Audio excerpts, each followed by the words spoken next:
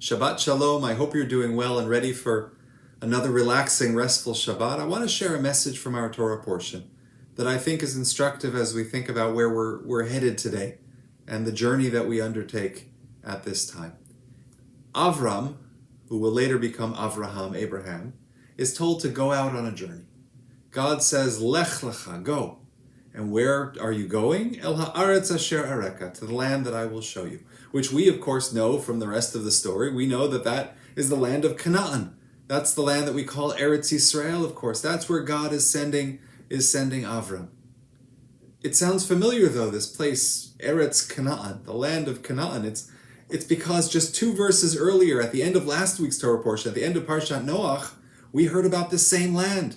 And we read the verse that says, Vayikach Terach, that Avram's father set out on a journey together with Avram and Sarai, together with his son and daughter-in-law, and together with Lot, who is Terach's grandson, who is Avram's brother's son, Avram's nephew. So together with those three, Terach sets out to go where? They go from their hometown of Or Kasdim to get to Lechet Arza Canaan. They set out to go to the land of Canaan.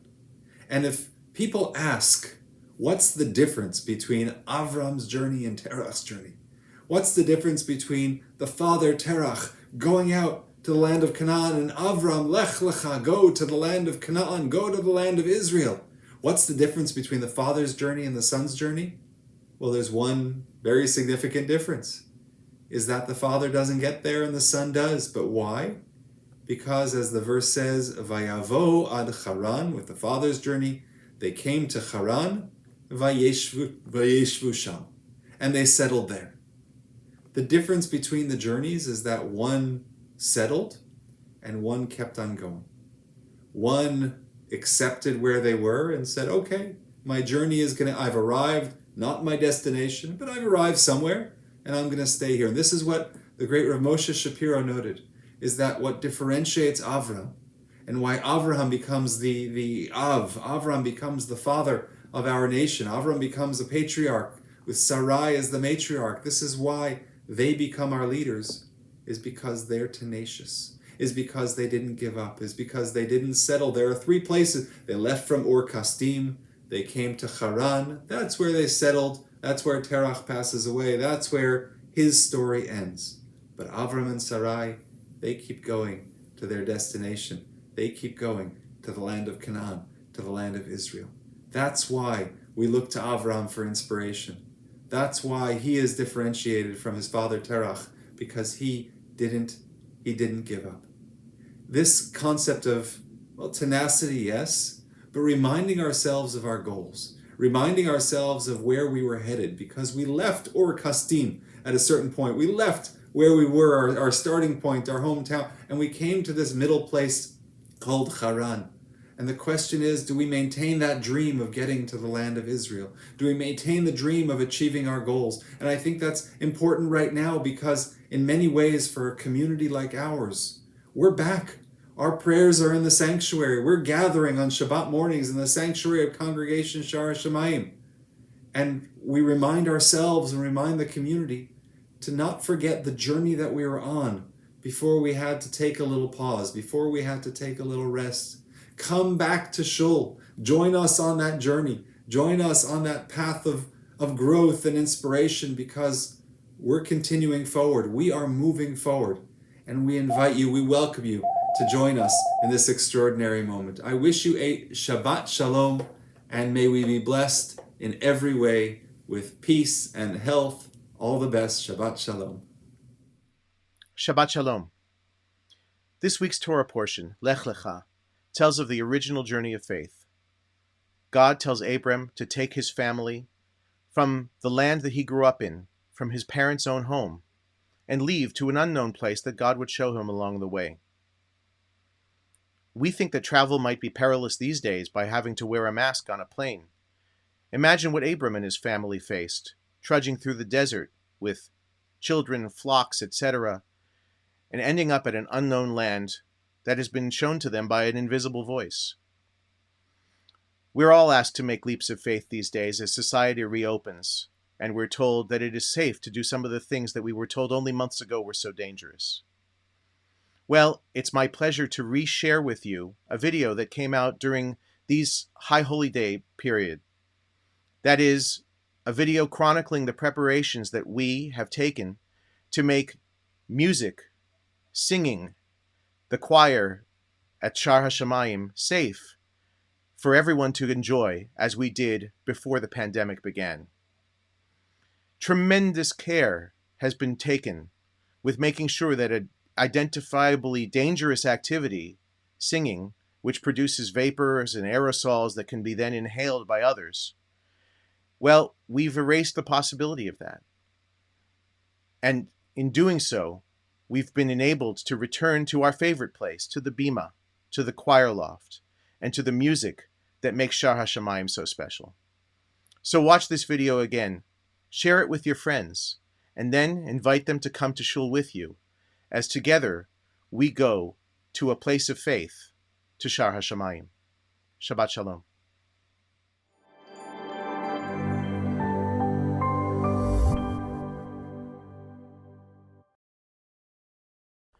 The music program at Congregation Shaar Hashomayim burst onto the world stage in 2016 with the release of Leonard Cohen's final album, You Want It Darker, which features Cantor Gideon Zelermyer and the Shaar Choir on 2 tracks. However, anyone who has attended a Shabbat or holiday service at the Shaar in the past 20 years has enjoyed some of the highest quality Jewish choral music in the world, thanks in no small part to our collaboration with sound consultant Roger J. I started out in sound after college at the New York Shakespeare Festival, and I did all the sound for them for a few years, downtown, off-Broadway, on Broadway, at the Lincoln Center, at the Delacorte in Central Park. Roger moved to Montreal shortly thereafter and married a member of a generational Shaar family. As I started coming to high holiday celebrations at the Shaar, I was startled and unhappy at the quality of the sound system.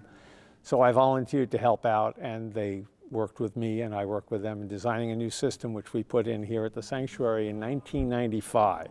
We really improved the listening experience for the congregation. We've constantly improved the system based on technology as it became available. Right up until a year or so before the pandemic started, which was when we really managed to get the system in here working exquisitely well, in my opinion. Plus, we had to be sure that we were in accordance with the Zomet regulations from the Zomet Institute in Israel, that our system didn't violate any of the strictures they have against using sound systems on Shabbat. So that brings us up to the pandemic, which is when everything changed. As the entire world began to isolate, the Shaar made the difficult decision to cancel in-person services, initially for the health and safety of our members, and subsequently to abide by government restrictions on gathering. It quickly became clear that we would need to devise a solution for in-person choral services that allowed for safe choral singing until such time as we were through this pandemic.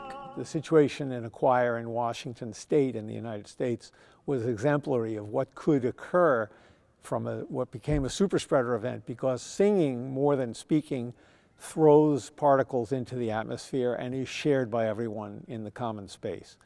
So we were looking at a situation before it was restricted to how many people could be in the synagogue, that just singing could create a serious problem, and having a choir grouped on the bima was out of the question. Having a choir grouped in the choir loft was out of the question for safety among themselves.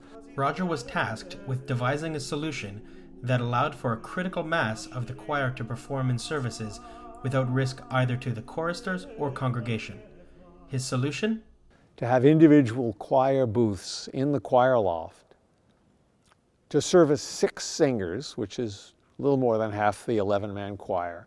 Consulting with former director of music Stephen Glass and trusted contacts at Eventex Productions, Roger devised a 42-inch square booth, large enough for each chorister to comfortably perform, but small enough that 6 such booths would fit into the choir loft. The booths had the added benefit of providing Roger with a sonic element that had previously not been available. The dream is always to have the cantor sound and the choir sound mix as though it were a recording with exactly the right level for each. So I got very excited about the possibility of creating a situation where we could have that kind of live mix, which we'd never really been able to accomplish before. Given the purpose of the booths, the design had to prioritize proper ventilation for the safety of both choir and congregation. Ventilation was critical, and it had to be active ventilation. We knew that very early in the pandemic, that air has to be withdrawn and exhausted from the space. Uncontaminated air has to be brought in. Well, that wasn't too hard, just to have the bottom of the choir booth not touch the ground, so air would come in from the bottom, and there would have to be an exhaust fan with a hose high up, because the choir loft, thankfully, has windows, and we could vent those output fans right out the window into the atmosphere outside the building, so we would actually have individual air for each choir member that was not mixed with anyone else's air. Each booth was then outfitted with all of the necessary components for choristers to be able to do their jobs.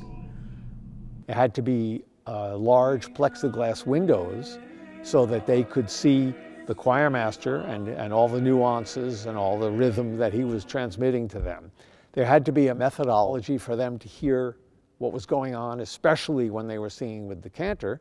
So we had to put in headphones for them to monitor each other and the cantor's sound. And of course, we had to add microphones at a distance that would pick them up in a sweet way. That wouldn't be like a close mic situation, but it would be an individually mic situation that could be mixed to create the usual choir sound for 6 men without having any voice stand out, but having each voice present in the mix. And the amazing thing was that they adapted so rapidly that within the time of building the booths to using the booths, it was under a week that the assembly of the situation and then the first service where we used them took place. And the highest accolade we got was that the choir members said we wouldn't have been able to participate, we wouldn't have felt safe without those booths. So we knew we were doing the right thing and heading in the right direction.